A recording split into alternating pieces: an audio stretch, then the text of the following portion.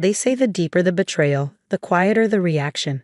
When my Uncle Marcus tried to destroy everything I built, I didn't scream or cry. I simply reached for the hidden file that would bring our entire family's empire crashing down around his ears. My name is Emily Chen, and at 32, I had transformed Chen Innovations from a struggling software consultancy into an $80 million technology powerhouse. Not that my Uncle Marcus ever gave me credit for it. In his eyes, I was still the naive girl who'd inherited 30% of the company when my father died 6 years ago. The morning everything changed started like any other at our sleek downtown headquarters. I was reviewing our latest quantum encryption contracts when Marcus burst into my office, tablet in hand. "Care to explain this?" he demanded, throwing the device onto my desk. The screen showed our quarterly financials, or rather, the version of them he wanted the board to see. "Explain what, Uncle Marcus?" I kept my voice neutral, though my heart rate picked up. After 18 months of careful investigation, was he finally making his move? "These losses," he jabbed at the screen. $3 million in the last quarter alone. The board meeting is in 2 hours, and I had to hear about this from risk management. I studied his face, the practiced outrage, the calculated concern. Behind his designer glasses, his eyes showed something else. Triumph. "I have a full presentation prepared for the board," I said calmly, thinking of the real numbers safely encrypted on my private server. "We should discuss all the details together." "Oh, we'll discuss them all right." His smile didn't reach his eyes. "Every last detail of your incompetence." After he stormed out, I opened my secure messaging app, sending a pre-arranged signal to 3 people. Diana Martinez, our head of cybersecurity, who'd been helping me track the real money trail, James Wong, my contact at the FBI's Financial Crimes Division, and Sarah Chen, my younger sister who worked in our legal department without Marcus knowing she was qualified as a forensic accountant. "It's happening," I wrote. 2 hours. The responses came quickly. Servers secured. Evidence backed up. Diana team standing by. James legal documentation ready. Sarah. I leaned back in my chair, remembering the day everything started. I'd been reviewing old contracts after my father's death when I noticed something odd. Consulting fees being paid to shell companies, all registered to addresses that didn't exist. It had taken months of careful digging to follow the money, to discover that while I was building our legitimate business, Uncle Marcus had been running a sophisticated embezzlement scheme. The evidence was devastating. $27 million siphoned off through fake contracts, tax evasion through offshore accounts, and bribes paid to secure contracts we should have won on merit. But proving it required patience. Marcus had spent years building his network of loyal employees, all taking their cut of the stolen millions. So I built my own network. Diana, brilliant and incorruptible, helped me track the digital trail. Sarah, overlooked by Marcus because she was just a junior legal assistant, documented everything with forensic precision. And I played my part, the naive niece, too focused on technology to notice the financial manipulation happening around me. The board meeting room filled slowly. 12 members, most of them Marcus's old friends, took their seats around the mahogany table. I noticed how they avoided my eyes, these men who'd watched me grow up, who were about to try to take everything from me. Marcus stood at the head of the table, radiating authority in his bespoke suit. "Thank you all for coming on short notice. We have a serious situation to address." The presentation screen lit up with graphs showing devastating losses, all carefully manufactured to make my leadership look catastrophic. Under Emily's management, Marcus continued, his voice heavy with fake regret, "Chen Innovations has hemorrhaged money. The numbers don't lie." No, I thought they don't. But people do. $3 million lost last quarter, he announced. Contracts mismanaged, resources wasted, critical decisions delayed. The evidence of incompetence is overwhelming. The board members nodded along. Of course they did. Half of them were complicit in Marcus's schemes. I moved that we remove Emily Chen from her position. Effective immediately, Marcus declared. For gross incompetence and mismanagement of company resources. "I second the motion," said Howard Pierce, one of Marcus's oldest allies. The same Howard Pierce who had a numbered account in the Caymans that received regular payments from our shell companies. Marcus turned to me, triumph gleaming in his eyes. "Emily, do you have anything to say in your defense?" I stood slowly, straightening my jacket.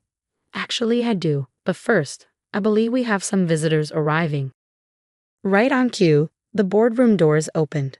James Wong entered, flanked by FBI agents. Behind them came Diana and Sarah, carrying stacks of documents. "What is this?" Marcus demanded, but I caught the flash of fear in his eyes. "This," I said quietly, "is what competent management actually looks like." I nodded to Diana, who connected her laptop to the presentation screen. "Shall we look at the real members, Uncle Marcus?" The color drained from his face as the first of the true financial records appeared on screen. Sometimes the best revenge isn't in the shouting. It's in the silence that follows the truth. Sarah stepped forward, her heels clicking on the polished floor. "I've prepared copies of the complete forensic audit for everyone. All $27 million of it." The boardroom erupted in chaos. Marcus lunged for the door, but found his path blocked by FBI agents. Howard Pierce slumped in his chair, looking like he might be sick, and I stood calmly at the center of the storm I created, watching 6 years of betrayal finally come crashing down. The next hour in that boardroom stripped away decades of carefully constructed lies. Diana's presentation was devastating in its precision, each slide revealing another layer of Marcus's fraud. "Let's start with Project Phoenix," I said, pulling up the contract details. A $15 million consulting project that apparently required 3 separate firms. Interesting that all 3 companies shared the same post office box in Grand Cayman. Marcus had found his voice. "This is a witch hunt. She's fabricated everything." "The evidence is quite real," James Wong interjected, his FBI badge glinting under the fluorescent lights. "We've been building this case for months. The shell companies, the offshore accounts, the kickbacks, all of it documented and verified." Sarah stepped forward, her professional demeanor a far cry from the junior legal assistant Marcus had always dismissed. "Should we discuss the Watson contract next? The one where $3 million in consulting fees went to a company owned by your wife's brother." Howard Pierce suddenly developed an intense interest in his shoes. 2 other board members were already whispering with their phones, no doubt calling their lawyers. "This company," Marcus sputtered, "everything we've built." "Everything I've built," I corrected quietly. "While you were stealing millions, I grew our legitimate business from $10 million to $80 million. Our quantum encryption technology is revolutionizing data security. We have contracts with Fortune 500 companies that we won on merit, not bribes." Diana pulled up another screen. Here's where it gets interesting. The real quarterly numbers show a $5 million profit, not a $3 million loss. The difference? Money siphoned through fake consulting contracts and inflated vendor payments. Marcus tried a new tactic. "Emily, please. We're family. Whatever mistakes were made, we can fix this internally." "Family?" I felt a cold smile form. "Like when you tried to blame Dad's death on my distracting him with technical questions during his final days, or when you told the board I was emotionally unstable after his funeral?" The room fell silent. Even Marcus's most loyal allies were edging away from him now. "Your father," Marcus began, but I cut him off. "My father trusted you." His last words to me were, "Watch the numbers, Emmy." I didn't understand then. But he knew, didn't he? He was starting to figure it out. Sarah pulled out another document. "We found this in Dad's old files." He'd begun tracking the discrepancies, but his illness progressed too quickly.